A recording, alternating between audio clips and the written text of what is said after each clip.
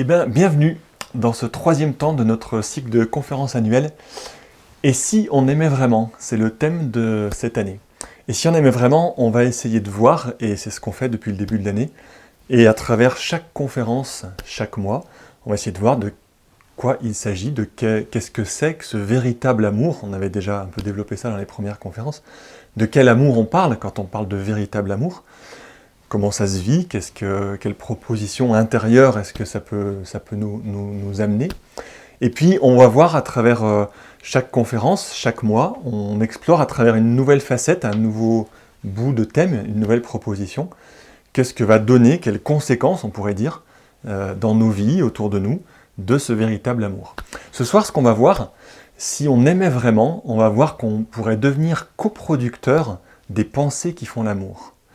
Que pour l'instant et habituellement dans nos vies, on s'en rend toujours trop compte, mais on est plutôt coproducteur des pensées qui font la guerre. Donc on va essayer vraiment de voir qu'est-ce que c'est que coproduire des pensées qui font l'amour.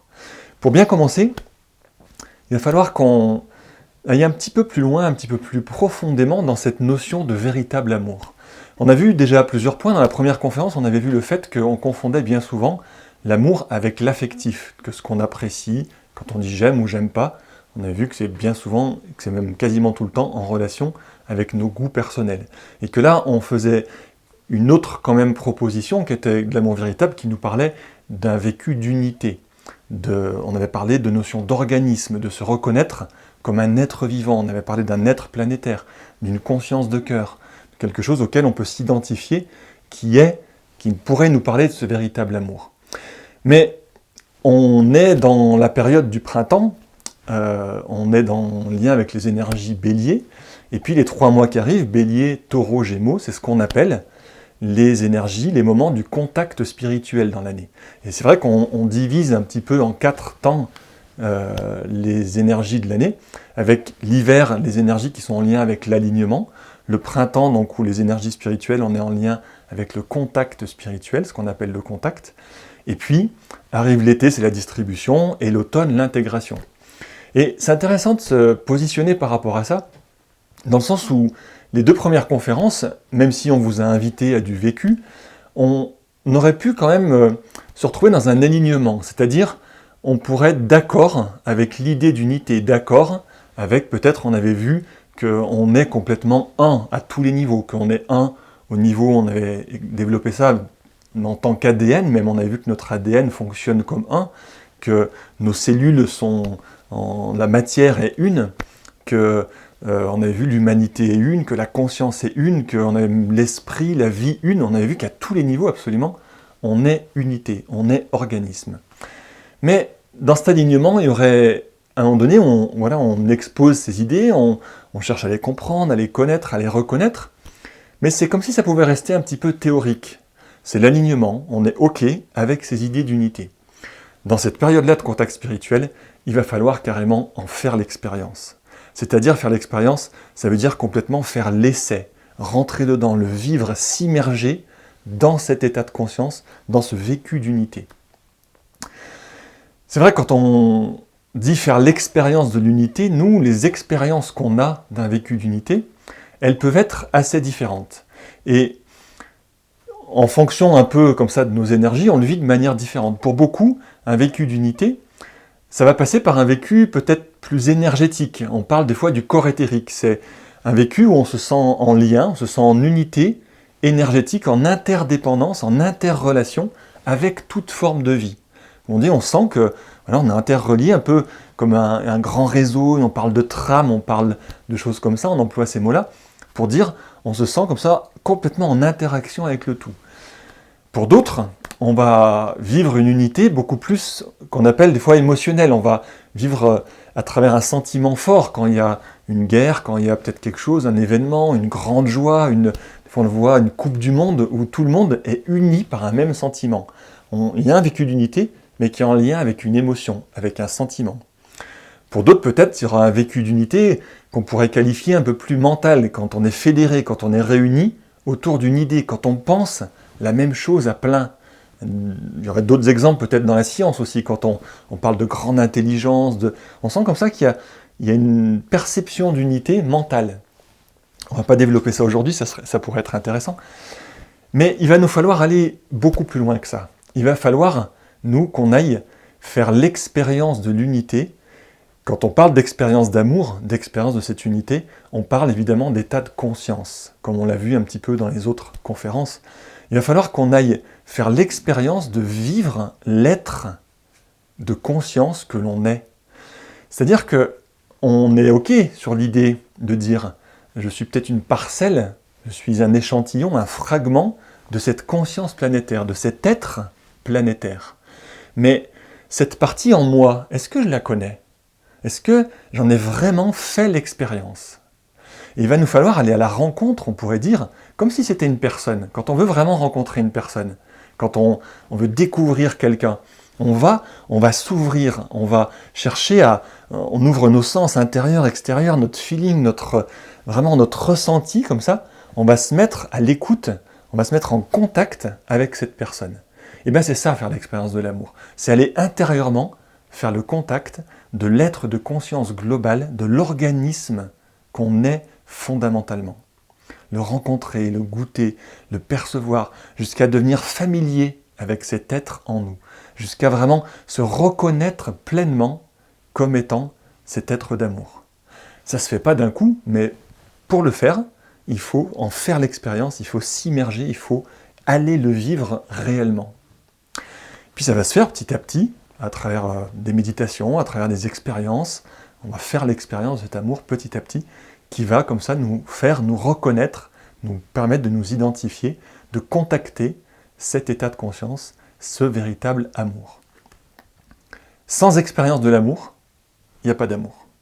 On peut lire, on peut connaître, on peut avoir écouté des conférences, avoir lu des manuscrits, avoir lu je ne sais quoi, on peut en parler des heures entre nous, d'expliquer comment moi je ressens l'amour, ceci, cela, d'échanger. Ça nous apprend finalement très peu de choses sur l'amour. Ce qui nous apprend vraiment, le véritable amour, c'est l'expérience de l'amour. Une analogie qui est intéressante pour comprendre ça, par rapport à l'expérience de la pensée. C'est une belle conférence d'Étienne Klein, qui est un scientifique assez connu en France, qui nous explique que pour connaître quelque chose, il faut l'expérimenter. Donc c'est une analogie avec ce que je viens de dire, mais il nous explique que scientifiquement, en fait, l'observation de quelque chose, d'un objet, par exemple, prends l'exemple d'une pierre qui tombe, l'observation ne nous suffit pas à pouvoir vraiment comprendre, à pouvoir tirer des lois, des vérités de ce qui est en train de se passer devant nous. Pour pouvoir réellement le comprendre, il faut aller le vivre, il faut l'expérimenter par le vécu, par l'intérieur. Et il nous explique très bien que c'est comme ça, notamment que Einstein a commencé à penser la loi de relativité et différentes choses qu'il a découvertes. Et beaucoup de scientifiques travaillent comme ça. Le simple fait d'observer la forme, d'observer la manifestation, ne nous permet pas de connaître réellement. Pour vivre un véritable amour, il faut expérimenter l'amour.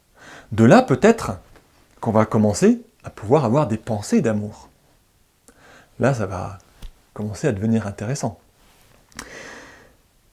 Pensées d'amour qui ne peuvent naître que dans le véritable amour. Par contre, qu'est-ce que ça veut dire penser ? On a vu un petit peu là ce que ça pouvait être le véritable amour, mais une pensée d'amour, qu'est-ce que c'est ? C'est quoi penser ? Penser, c'est vrai que c'est un peu un mot fourre-tout. Des fois, on dit « je pense à ce que je vais manger ce soir », jusqu'à le penseur de Rodin, qui symbolise l'universalité de la pensée, et les grands penseurs philosophiques des choses. Voilà, la pensée, il y a un petit peu tout ça dedans. On ne sait pas trop finalement ce que c'est, comment ça se définit. Et même c'est intéressant quand on cherche sur Internet, par exemple, qu'est-ce que c'est que la pensée ? On va trouver plein d'exemples, pas de ce que c'est que la pensée, mais de ce que c'est que la pensée créatrice, la pensée négative, la pensée positive, la pensée arborescente, la pensée quantique. On va en trouver une foultitude, mais pas forcément c'est quoi la pensée. Et en cherchant bien, il faut un peu affiner la recherche. Il y a une définition de la pensée qui est pas mal, qui dit que la pensée, c'est une élaboration d'un concept qui répond à notre perception, donc à travers nos sens, et à la synthèse des sensations réelles et imaginaires. C'est un peu compliqué quand on le dit comme ça, mais elle est vraiment très claire. C'est l'élaboration d'un concept, c'est-à-dire qu'il y a une formulation d'une idée, on pourrait le dire comme ça, d'un concept, on conceptualise quelque chose.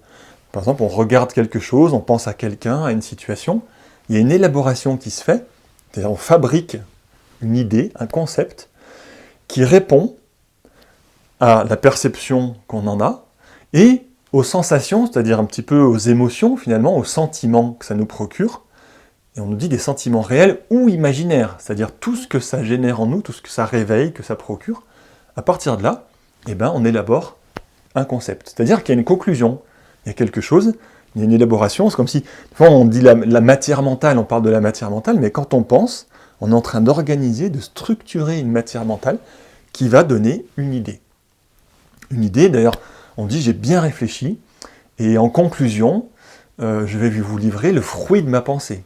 Il y a un fruit, il y a quelque chose qui naît, qui est élaboré, et qui se manifeste depuis une pensée. J'ai bien réfléchi, le fruit de ma pensée, c'est que aujourd'hui je vais manger, et ça serait bien de manger léger. Parce que voilà, je sens des choses, je ne vais pas passer des détails, mais j'ai bien réfléchi, le fruit de ma pensée, c'est que ton fils, il devrait faire des études de maths. Je sens qu'il a cette fibre, et puis voilà, ça fait appel à ce que j'ai vécu, à d'autres choses. Bon, bref, je sens que j'ai bien réfléchi, et que le fruit de ma pensée, c'est que Dieu est mort, par exemple. Et comme ça, on va produire, on va élaborer tout un tas de pensées. Ce qui est intéressant, c'est de voir que finalement, la pensée, c'est un outil, quand on le dit comme ça. C'est un outil qui fabrique des idées, en fonction de pas mal de facteurs. Et cet outil, ce qui va nous intéresser aussi ce soir, c'est de se demander comment, et finalement, pourquoi, comment on utilise cet outil-là, à quelle fin, on pourrait dire quel but, ou à quoi ça nous sert cet outil, fondamentalement.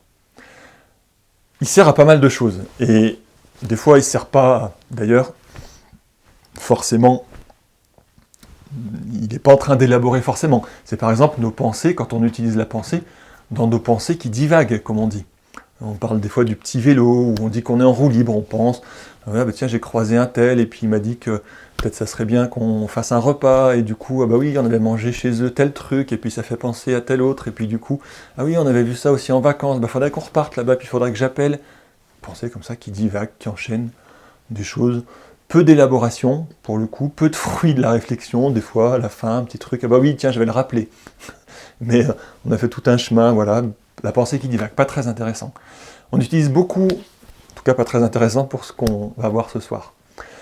On utilise beaucoup aussi la pensée dans ce qu'on appelle ressasser, ou le mot des fois qu'on emploie, c'est refaire le scénario. On reprend une situation qui s'est passée, dans un passé très proche, très lointain, peu importe, et puis on se refait le scénario. Si j'avais dit ça, peut-être qu'il aurait dit ça, si j'avais fait ça, on aurait pu faire ça, mais... Et puis comme ça, on élabore un truc, peut-être, on sent que ça va améliorer peut-être ce qui... ça se reproduit dans notre vie, peut-être qu'on aura élaboré une idée un peu plus ajustée à la situation. On le fait aussi beaucoup, d'utiliser la pensée pour projeter dans le futur. Tiens, on va faire telle activité, il faudra que je pense à ça, et puis du coup, oui, mais si je fais ça, ça va pas se passer comme ça. Et puis pareil, on arrive à élaborer peut-être une idée qui va permettre quelque chose.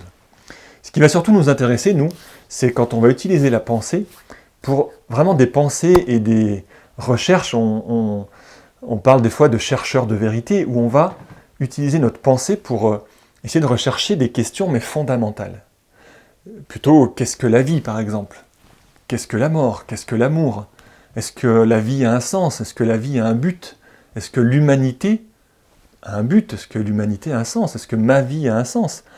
Qu'est-ce que la paix ? Qu'est-ce que la fraternité ? Qu'est-ce que... Voilà, toutes ces questions un peu existentielles comme ça, où on va, là, faire une expérience de pensée. On va utiliser la pensée pour essayer d'élaborer une idée, un concept, par rapport à cette question existentielle. Et ça, on le fait tous, même si on ne s'en rend pas toujours compte, même si on ne prend pas beaucoup de temps à le faire, mais les questions existentielles, on le fait. Est-ce que telle chose est juste ? Qu'est-ce qui serait juste fondamentalement ? C'est quoi les justes relations ? C'est quoi ? On se pose des questions, les justes rapports humains, quel est le juste rapport avec le monde animal ? On fait comme ça plein d'expériences de pensée. Mais ce qu'on voit moins, et ce qu'on sait moins, et ce qu'on conscientise moins, c'est que on devrait se poser la question, mais cette expérience de pensée, dans quel laboratoire est-ce que nous les faisons ? C'est vrai qu'il dit expérience, comme en science, quand il y a une expérience, c'est fait dans un certain contexte, dans un certain référentiel. On le fait dans telle pièce, avec tel taux d'humidité, telle température, on a utilisé telle quantité de produit. Il y a tout un cadre, tout un référentiel qui nous permet d'expérimenter quelque chose. Et bien l'expérience de la pensée, il faut voir que c'est pareil. Nous le faisons dans un laboratoire. Ce qu'on ne se rend pas compte, c'est qu'on fait ça toujours dans le laboratoire de la personnalité. C'est-à-dire que notre référentiel dans ces expériences de pensée, il est moi, mon expérience, mes expériences passées, mes expériences connues, celles de ma famille, de l'humanité, celles que j'ai lues dans les livres, celles que j'ai vues à droite à gauche, plus mon ressenti, ce que moi j'aimerais, quels sont mes centres d'intérêt, qu'est-ce que j'aime bien penser ou qu'est-ce que j'aime bien comme résultat, où c'est que ça va m'amener. Et sans s'en rendre compte, dans ce laboratoire, on fait un véritable lobbying. On est complètement des influenceurs, en tant que personnalité, de notre pensée. Notre pensée est colorée en permanence, influencée, modelée, modifiée, par rapport à notre référentiel personnel. Qu'est-ce qui se passe dans quels fruits on pourrait dire est-ce que ça produit? Ça produit des choses qui sont parfois très étonnantes. J'ai bien réfléchi et le fruit de ma pensée, c'est que la vie n'a pas de sens. J'ai bien réfléchi et la mort, c'est la fin. J'ai bien réfléchi, le seul but dans la vie, finalement, c'est d'être heureux. J'ai bien réfléchi, j'ai pas le choix. Je peux pas faire autrement. J'ai bien la liste, évidemment, serait longue. Et le problème, c'est que ces fruits de la pensée, nous, on en fait des vérités, on en fait des lois, on en fait des idées qui nous semblent être des idées vraies et fondamentales. On oublie complètement que ces idées sont totalement partielles et que on pourrait un peu dire ces fruits-là, c'est des fruits véreux. C'est des fruits qui sont complètement troublés par notre référentiel. Des pensées troublées, on imagine une pensée qui est troublée, qui est modelée, qui est dans une espèce de désordre finalement, à cause de nos filtres personnels, de nos envies, de nos centres d'intérêt, de ce à quoi on veut arriver comme réponse, parce qu'on influence un petit peu là où on aimerait que ça aille, parce que ça nous plaît ou parce que ça ne nous plaît pas, parce qu'on le connaît, parce qu'on ne connaît pas, parce que tout ce qui rentre en compte, on produit quelque chose qui est troublé par nos filtres. Une pensée trouble, elle sème, elle génère du trouble. Et trouble, désordre, c'est des mots qui sont complètement synonymes de guerre. Et c'est pas bien compliqué, d'ailleurs quand on se penche là-dessus, de se rendre compte que quand on dit qu'une pensée sème le trouble, c'est vrai que quand on dit par exemple le seul but dans la vie, c'est d'être heureux, c'est de s'épanouir, c'est que moi, je sois heureux. On voit très bien le trouble que ça génère au niveau de la société, les problèmes d'inégalité, les problèmes de non-partage, on voit les problèmes que ça génère, les troubles que ça génère au niveau de l'écologie. Il n'y a pas besoin de faire la liste de tout, comme ça, ce qui pourrait être en lien avec ces pensées qui sont troublées et qui sèment le trouble. On voit que quand c'est ce laboratoire-là, le laboratoire de la personnalité, influencé par mes goûts, mes envies, mes besoins, ma perception des choses personnelles, sont des pensées qui ont tendance à semer la guerre. Pour continuer, il y a quelque chose qui est intéressant dans les enseignements spirituels qui travaillent justement sur ces pensées d'amour, qui travaillent sur la méditation mentale, ce qu'on appelle la méditation mentale, qui travaillent dans des références à la tête dans le cœur, des choses où on essaye de penser comme ça, des pensées qui vont amener l'amour sur terre. On dit que ce qui empêche les pensées d'amour, c'est nous prenons toujours en compte, nous considérons perpétuellement les propositions et les idées de la vie, nous les percevons, nous les considérons à partir des circonstances, de nos problèmes personnels et de notre sensibilité personnelle.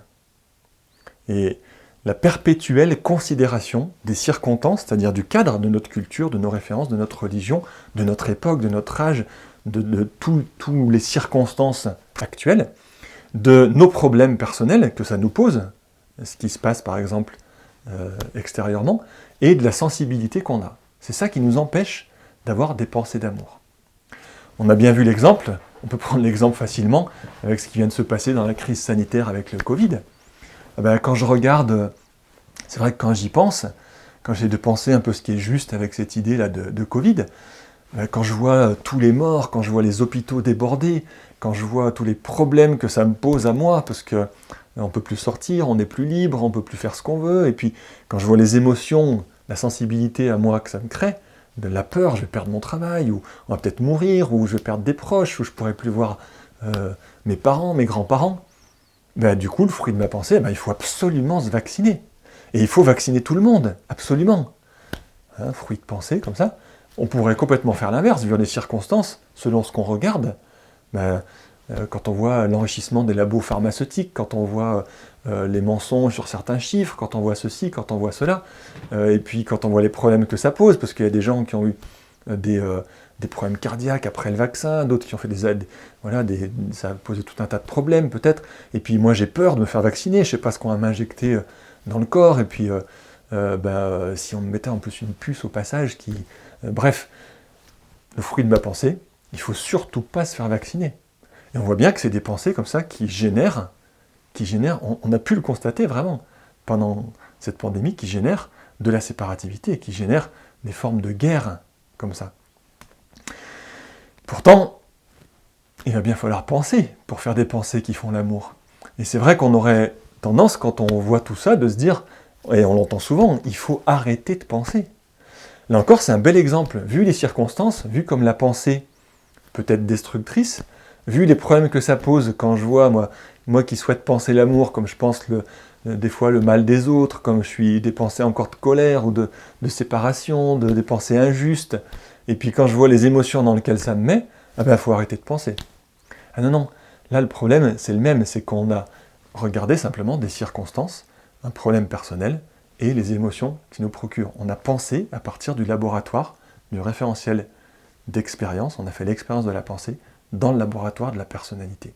Ce qu'il va nous falloir pour les pensées d'amour, c'est changer de laboratoire. Il va nous falloir complètement déménager. Et quand je dis déménager, c'est vraiment déménager. C'est-à-dire ne plus se servir des mêmes ustensiles, ne plus être dans le même cadre, dans les mêmes conditions, dans les mêmes influences que le laboratoire de la personnalité. Il va nous falloir complètement quitter ce laboratoire pour rejoindre ce qu'on pourrait appeler le laboratoire de la conscience d'ensemble, de la conscience de cœur. C'est un peu s'imaginer, pour cette pensée d'amour, qu'il va falloir qu'on apprenne à penser en apesanteur. On va élever notre pensée, sortir de la couche de nuages, comme on l'appelle, de toutes les pensées qui sont issues de nous, de toute l'humanité, du laboratoire de la personnalité.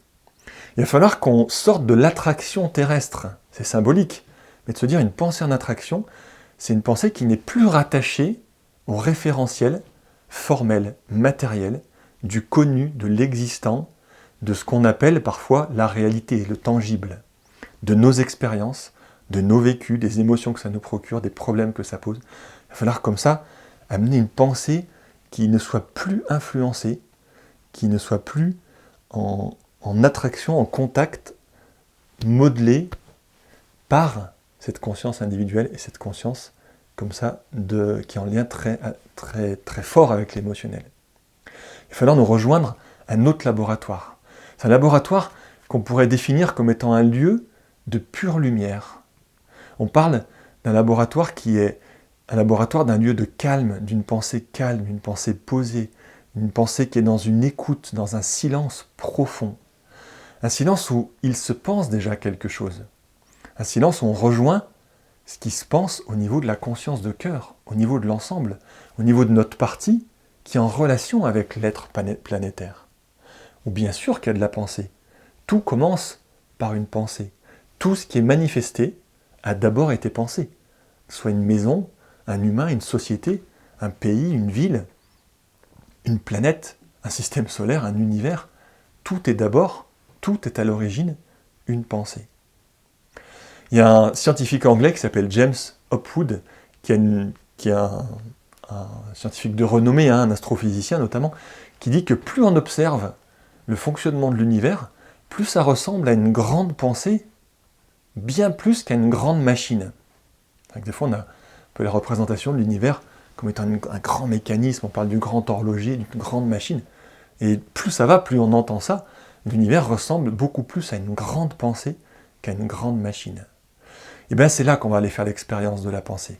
C'est dans ce laboratoire qui est en lien avec les consciences d'ensemble, avec en lien, peut-être pas nous directement avec la conscience planétaire, c'est peut-être un peu trop, la conscience universelle, la conscience stellaire, mais qui est en lien dans ce laboratoire avec les grands penseurs, avec les penseurs d'amour, avec ce qu'on appelle des fois les maîtres de sagesse, les initiés, les gens, on pourrait dire plutôt les consciences, qui pensent pour le bien de l'ensemble, qui pensent pour le bien commun, qui pensent plus pour les intérêts personnels. Il n'y a pas de lobby dans ce laboratoire, pas de lobby personnel, aucun, mais qui pensent pour le bien commun, qui pensent pour l'évolution planétaire. On avait parlé la dernière fois dans la conférence que tout être avait un programme, avait un plan, et pensait ce plan, avait un plan clair qui passe par la pensée, par les idées. Et bien, l'expérience de pensée qu'on peut faire au niveau du cœur, c'est de rejoindre, c'est de fusionner, c'est de devenir, c'est même de se laisser penser par ces penseurs. Et il y aura bien expérience de pensée. L'expérience de pensée, le vécu va nous proposer de partir avec une question, ce qu'on appelle une pensée semence. On va partir avec une petite graine. Il y a un sujet qui nous intéresse. Ce n'est pas une semence personnelle, comme on l'a vu. On part pas d'un... Souvent, on fait de la méditation, on part sur nos problèmes personnels, nos envies personnelles de toucher quelque chose. Non, là, la semence, elle doit être d'ensemble. Sinon, on ne peut pas la mettre à la lumière de l'âme.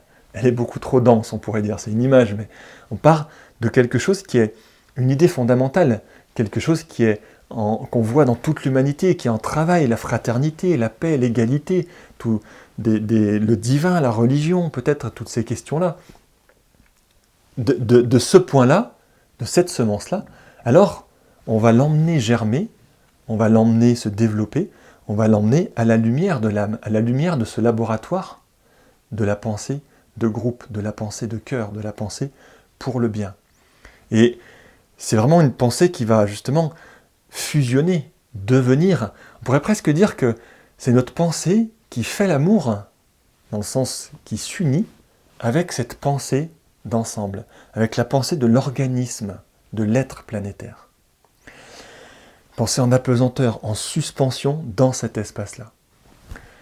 Quand on fait ça, quand on s'entraîne à faire ça, cet exercice de pensée, cette expérience, des fois on est un peu perturbé, parce que on a l'impression qu'il ne se passe rien. On a l'impression d'un vide, justement d'une apesanteur, d'une suspension. Il n'y a rien qui se passe, on ne perçoit rien, la pensée n'élabore rien, il n'y a rien de concret, on a un peu peur, même des fois on est déstabilisé. Qu'est-ce qu'on fait dans ces cas-là, souvent ? On redescend automatiquement dans le laboratoire de la personnalité. Ah oui, la fraternité, si, bien sûr, la fraternité, j'avais lu telle chose sur tel livre, et puis je le vis déjà, puis on en avait parlé, on avait fait un atelier de méditation là-dessus, et puis ça s'exprime comme ça, puis dans ma vie...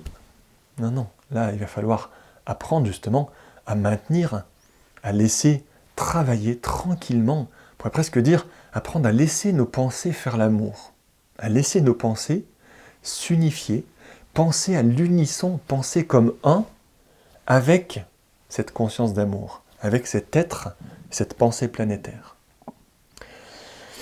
Sacré boulot, sacré exercice, et puis évidemment que les pensées qui font l'amour, si on aime vraiment qu'on soit coproducteur justement des pensées qui font l'amour, il va falloir aussi qu'elles redescendent un petit peu sur Terre, qu'elles quittent la pesanteur à un moment donné. Une fois qu'il y a eu ce temps de contact justement, il va falloir qu'on apprenne aussi à faire redescendre cette impression, ce moment de toucher, de contact. Il va falloir qu'il vienne influencer aussi peut-être nos pensées, nos idées, d'en faire quelque chose qui soit un peu plus concret, un peu plus tangible.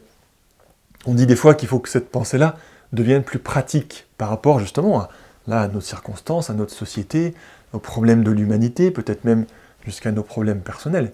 Et ça, c'est pas du tout évident. Des fois, on sépare justement ces deux-là. Mais des pensées qui font l'amour, c'est des pensées qui font le pont entre ce moment de contact, cette pensée d'ensemble, cette pensée d'amour, et nos pensées, nos idées, beaucoup plus concrètes, beaucoup plus personnelles, jusque dans notre quotidien. Elles font l'amour à tous les niveaux. Elles doivent redescendre, elles doivent unifier à la fois, s'unifier en haut, et venir unifier, venir s'exprimer dans le concret, dans notre mental, à travers nos idées.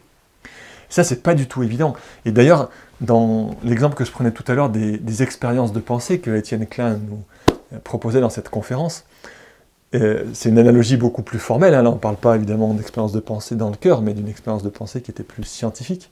Mais le principe était le même. Il disait, ensuite, de cette pensée un peu abstraite, il n'est pas du tout facile de redescendre. Et il faut une certaine lenteur, il faut une certaine patience, il faut quelque chose qui infuse petit à petit. Einstein lui-même le disait, il le cite dans la conférence, en disant que c'était pour lui des fois la partie la plus dure du travail, depuis ce vécu intérieur de cette pensée d'amour, de laisser petit à petit infuser, diffuser et construire, élaborer une pensée jusque dans quelque chose de concret. Des fois ça mettait du temps, des fois ça mettait des semaines, des mois, des années, ça se modifiait, on y retournait, ça se construit, ça s'élabore petit à petit, depuis ce vécu jusque dans une idée concrète. Mais pas du tout facile.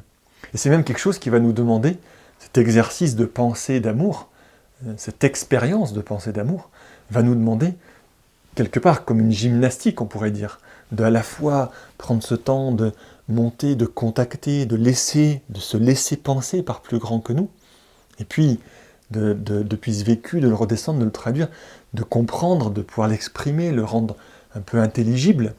Ça va nous demander comme ça une vraie gymnastique. C'est d'ailleurs intéressant de le percevoir comme ça, parce que on appelle cet exercice et cette gymnastique-là, on l'appelle simplement le Raja Yoga. C'est un yoga qui signifie l'union. C'est vrai que nous, on comprend bien le yoga sur le plan physique, mais l'analogie est vraiment intéressante. Dans le yoga physique, on apprend à découvrir les fonctionnements de notre corps. On apprend à trouver leur vitalité, à trouver le vrai rôle du corps physique, sa vraie puissance, sa vraie nature, à travers une unité, une compréhension, à travers de la souplesse, du dynamisme. Mais c'est exactement la même chose pour le mental. Ça va nous apprendre ce Raja Yoga, cet exercice que je viens de décrire avant. Il va nous demander une souplesse, il va nous demander une reconnaissance des différentes fonctions, des différentes activités du mental, des différentes possibilités pour amener une unité à ce corps mental en nous. Et pour amener une unité qui va pouvoir jouer réellement, totalement, pleinement son vrai rôle, qui ne s'arrête pas juste à élaborer des pensées dans le cercle du laboratoire de la personnalité. Le Raja Yoga, il y a une définition qui est assez intéressante qu'on trouve dans les enseignements spirituels qui dit que le Raja Yoga, c'est quand l'unité humaine fond sa conscience dans une intelligence supérieure tout en demeurant dans la famille humaine. Le Raja Yoga, c'est quand l'unité humaine fond sa conscience dans une intelligence supérieure tout en restant famille humaine. On sent complètement comme ça toute cette gymnastique. Il y a une reconnaissance des questionnements fondamentaux de l'humanité. Il y a quelque chose il y a une semence, on sait de quoi ça parle.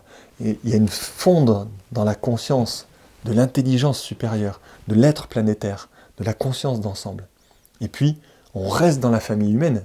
Le tout, c'est pas de se barrer et de penser, de laisser une pensée, pour le coup, là, qui serait divagante, qui se laisserait penser tout le temps. Non, quelque chose qui est au service, qui redescend, qui ramène dans l'humanité. C'est une définition qui est assez intéressante.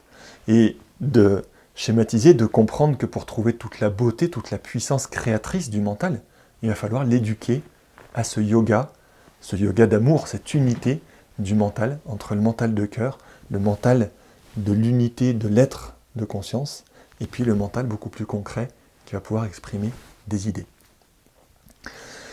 Ce yoga-là, il est en lien avec le mental qu'on appelle le sixième sens. Intéressant aussi de s'imaginer que le mental est un sens qu'on doit éduquer, qu'on peut développer comme notre toucher, l'ouïe, la vue, le goût. On va travailler un yoga pour développer, pour perfectionner, on pourrait dire, en tout cas pour agrandir, pour développer ce fonctionnement du mental. Qui nous amènera peut-être plus tard on peut imaginer déjà des êtres beaucoup plus avancés, l'humanité dans peut-être des milliers d'années, qui travaillera sur le septième sens, qui est l'intuition, qui est encore un autre yoga qu'on entend parler, des fois on entend parler du yoga de synthèse, qui amène par une identification directe à l'intuition. Nous, ce qu'on travaille pour l'instant, c'est le yoga du Raja Yoga, du mental, qui est un travail par l'union, par l'unité du mental avec la pensée, avec la conscience des êtres plus grands qui sont en lien avec la conscience planétaire. Voilà le programme pour être coproducteur de ces pensées d'amour. Comment ça pourrait se passer? Comment on doit s'éduquer, apprendre à faire fonctionner notre mental dans ce yoga, dans ce Raja Yoga. Un petit exemple comme ça pour amener peut-être quelque chose de plus concret. Dire comment, tiens, si on pouvait, un essai comme ça d'exemple, on pourrait dire, tiens, on pourrait partir sur la notion de paix, par exemple, la semence de paix. Quand j'amène cette petite graine de semence de paix, que je vais l'étudier, que je vais faire l'expérience de penser ce qu'est la paix dans le laboratoire de la personnalité. En lien avec les circonstances, quand je vois tous les problèmes qu'il y a de conflits avec les voisins, avec le bruit de la tondeuse, les problèmes entre l'Ukraine, entre la Russie, les problèmes de ceci, quand on voit, comme ça, quand on considère les circonstances et les problèmes que ça me pose à moi, qui me met en conflit intérieurement peut-être avec l'agissement de certains pays, qui me met en conflit simplement avec le bruit du voisin, avec les enfants qui nous laissent jamais en paix, quand je vois ce que ça génère en moi comme des fois émotion dans ma sensibilité, que c'est pas du tout agréable, que c'est contraignant, que ça pose des problèmes, que ça met des fois en colère ou en tension, je me dis que la paix, et le fruit de ma pensée à ce moment-là, de ce qu'est la paix, ça va être probablement la notion complètement de calme, la notion de tranquillité, qu'on me fiche la paix, que je sois tranquille, que je ne sois plus embêté par mon patron, par mes enfants, par le bruit, Je veux juste méditer, faire ma vie tranquillement. Je veux être en paix avec les événements du monde, en paix avec ce qui se passe de partout. Je veux être tranquille, ne pas être dérangé. Voilà bien souvent ce qu'on entend comme fruit, comme résultat, comme conclusion de l'idée de paix dans le laboratoire de la personnalité.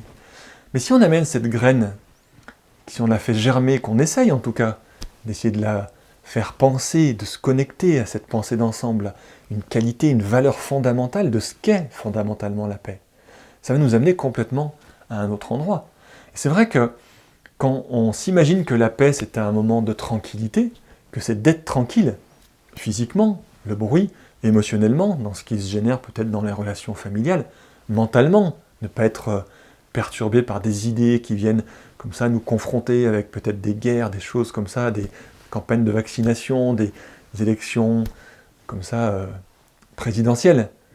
Mais on se rend compte que tout ça, ça nous demanderait finalement, la paix vue du laboratoire de la personnalité nous demande que tout s'arrête, qu'on reste dans une tranquillité, dans quelque chose qui ne vienne pas nous perturber. Mais quand on regarde le fonctionnement de la vie, de l'être planétaire, de l'évolution de conscience, du programme d'évolution, on se rend bien compte que mais ça ne peut pas être ça la paix, c'est pas possible. La paix, si on la vit dans le laboratoire de la personnalité, équivaut à une stagnation, un arrêt de la vie. On garde tout comme c'est, comme ça nous plaît, plus rien ne bouge. Qu'est-ce que ça devient la paix alors? Si on s'imagine, si on la fait germer au niveau de l'amour, la paix ça va nous emmener à une toute autre qualité. C'est une proposition, je vous invite à aller méditer pendant plusieurs semaines là-dessus, de faire tout ce processus. Mais peut-être que la paix, c'est peut-être simplement notre attitude face au changement. C'est peut-être simplement notre acceptation du fait que tout est en mouvement, que l'interrelation, que les différentes nouvelles idées, les différents nouveaux comportements de nos enfants, de nos voisins, du bruit, peut-être sont quelque chose qui nous permettent, qui nous demandent une évolution. Et que la paix, peut-être simplement, c'est l'acceptation de laisser la conscience évoluer tranquillement. Ce qui n'a rien à voir avec quelque chose de statique. C'est vraiment notre acceptation de se dire, mais la vie est évolution, la vie est mouvement, la vie évolue dans toutes nos idées, dans toutes nos perceptions, des relations, du couple, de la famille, de l'éducation des enfants, de la politique, de la religion, de toutes ces grandes valeurs, toutes ces évolutions de conscience qui avancent, mais laissons-les évoluer en paix. Ne nous opposons pas, ne faisons pas la guerre, ne faisons pas de résistance au nouveau, à ce qui se vit dans l'humanité, à ce qui est en pleine évolution. Ça donne une autre image complètement de la paix. Et c'est intéressant de voir quand on commence à travailler, à essayer en tout cas de travailler comme ça, de voir que ces pensées-là, qui nous influencent ensuite, vont nous donner des idées, vont s'exprimer à travers nous, à travers des pensées qui libèrent. Des pensées qui nous libèrent des vieux fonctionnements, des vieux schémas, mais qui libèrent aussi les autres. Et c'est vrai que quand on s'imagine comme ça de ce qu'est la paix, quand on a vécu à partir du laboratoire de l'expérience de pensée de l'amour, automatiquement nos relations avec justement nos voisins, peut-être avec des idées, avec les enfants, elles vont automatiquement évoluer. Elles vont nous libérer de fonctionnement. Elles vont libérer les autres aussi. Elles vont pouvoir amener peut-être un peu plus de compréhension, d'évolution, un climat de paix, un climat propice à l'évolution, propice à la compréhension.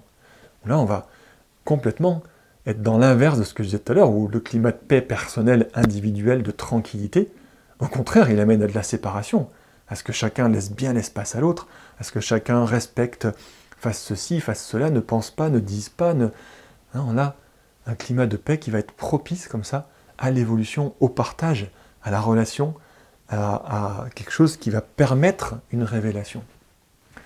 Ça va changer complètement la donne.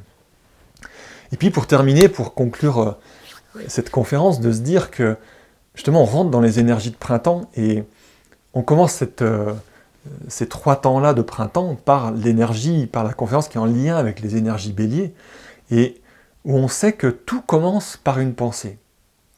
Et nous avons là 3 mois, et notamment principalement le mois du bélier, pour se dire mais c'est vraiment l'occasion de se donner une chance de faire et de produire, de coproduire des pensées qui font l'amour. De se souvenir que on peut essayer vraiment de s'entraîner, on peut essayer de conscientiser que ce mois-là bélier et ce temps de printemps de contact va nous inviter complètement à ne pas oublier d'aller faire l'expérience de pensée, nos expériences de pensée qu'on fait quotidiennement dans le laboratoire de l'amour, dans la conscience d'ensemble, au sein de l'expérience de l'amour, amener l'expérience de la pensée au sein de l'expérience de l'amour. Comme tout commence par la pensée, automatiquement, le reste de l'année, même vraiment tout le reste de l'année, va pouvoir permettre la concrétisation, la réalisation petit à petit d'une pensée d'amour qui va pouvoir descendre et faire son effet, faire l'amour jusque dans notre quotidien, à travers nous, se laisser penser par ses pensées et les laisser passer à travers nous, des fois même malgré nous, et conscientiser qu'on va devenir petit à petit, nous, des influenceurs, qu'on va se mettre à faire du lobbying.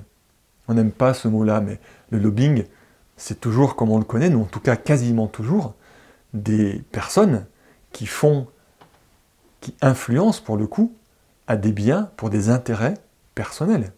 Mais quand on est en contact, quand c'est vivant pour nous, ces pensées qui font l'amour, qui vont vers le bien commun, qui vont vers l'évolution, pour l'ensemble, de l'ensemble, alors on va pouvoir complètement être influenceur par nos paroles, par nos pensées, par nos idées, par nos partages, par nos relations de ces énergies-là.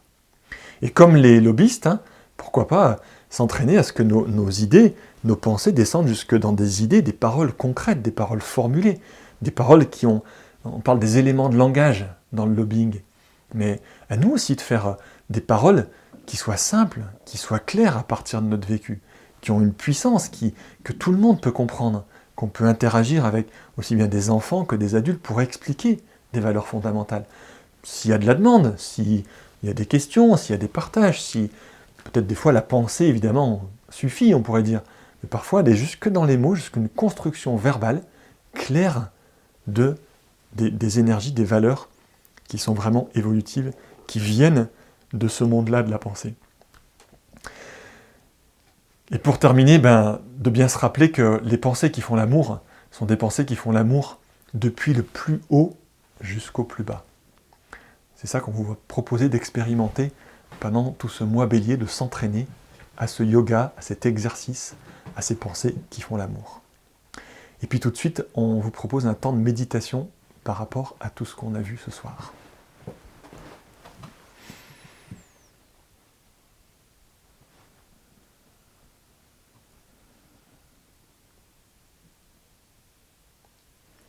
Donc pour commencer, on se concentre bien au niveau frontal.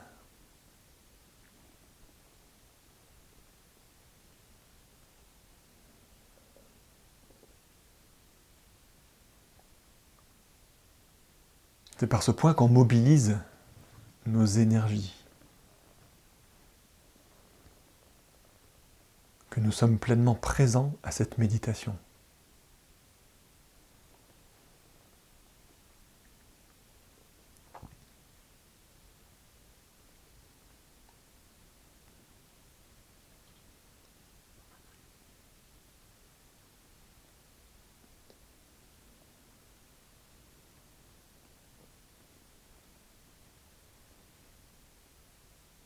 Puis de ce point, c'est comme si on pouvait s'observer, observer l'humanité dans son ensemble. On peut percevoir que c'est depuis ce point-là que nous faisons nos expériences de pensée. C'est depuis le référentiel de la personnalité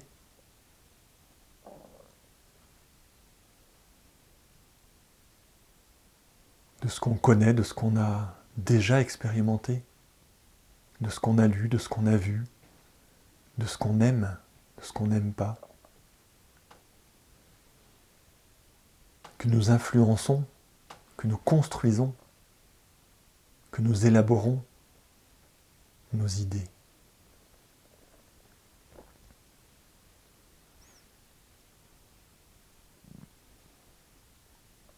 Sans jugement, on regarde simplement ça.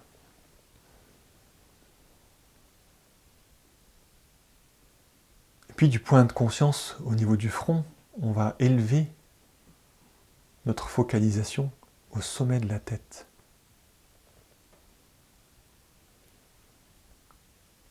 Et de ce point, on va rejoindre, devenir l'être fondamental.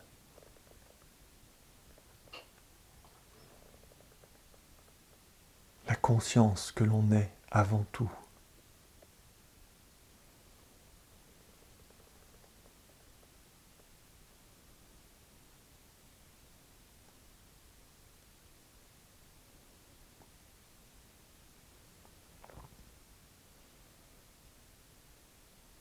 L'âme que l'on est qui nous préexiste.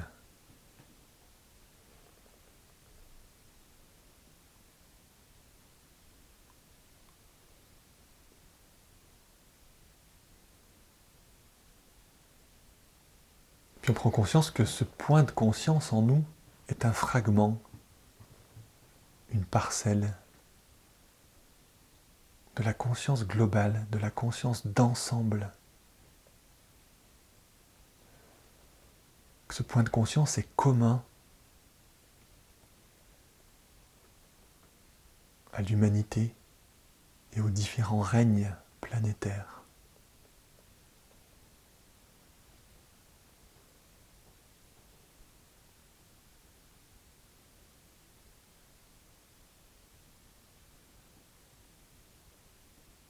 On prend un temps pour faire l'expérience de cette unité.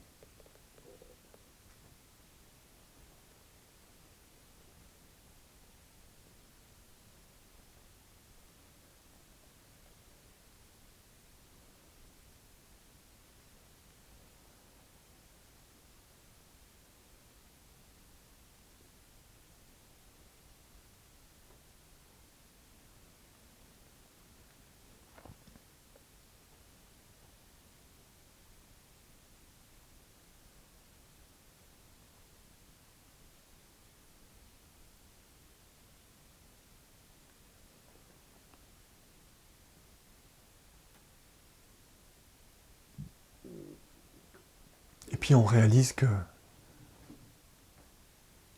ce vécu intérieur, ce vécu d'être, que l'être planétaire, comme tout être, pense.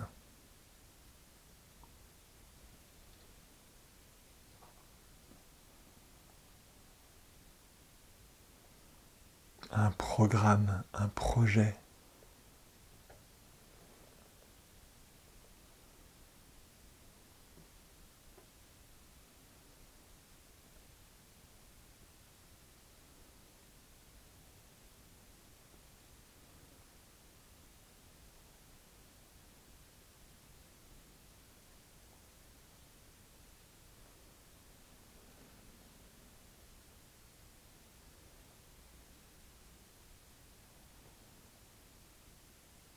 C'est un projet pour le bien commun, pour l'évolution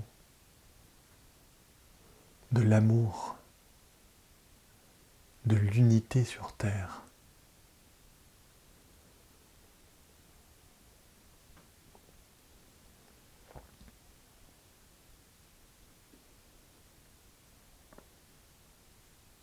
Un programme qui cherche à l'expansion, à la réalisation de l'unité, de l'amour.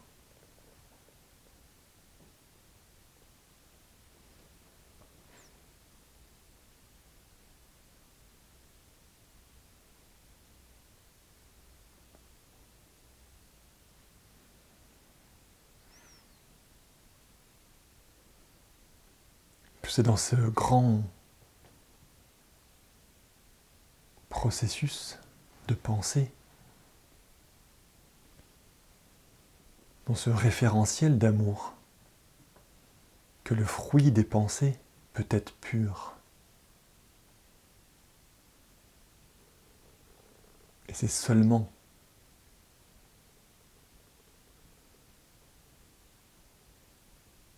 quand on fait l'expérience de la pensée, dans l'expérience de l'amour,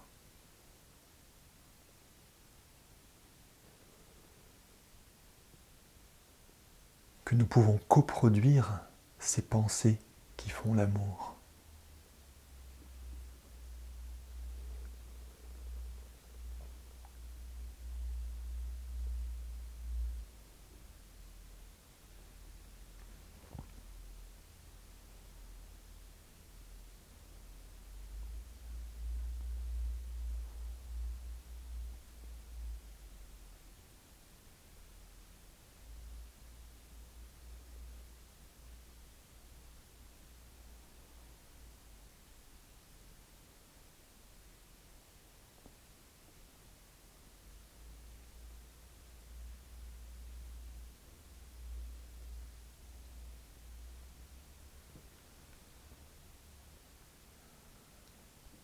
Que plus nous apprendrons ensemble à faire l'expérience des pensées d'amour plus naturellement, automatiquement, nos pensées, nos idées, nos paroles, nos actions seront porteuses et influenceuses d'amour.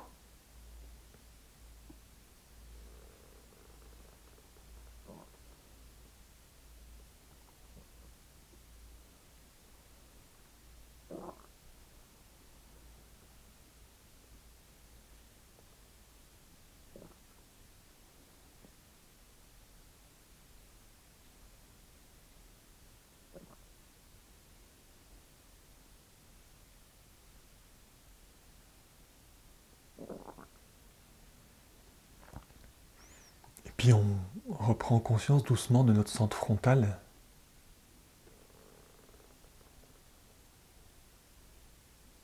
Comme si déjà énergétiquement, ce qu'on avait contacté ensemble nous traverse par ce centre, comme une expiration, une diffusion.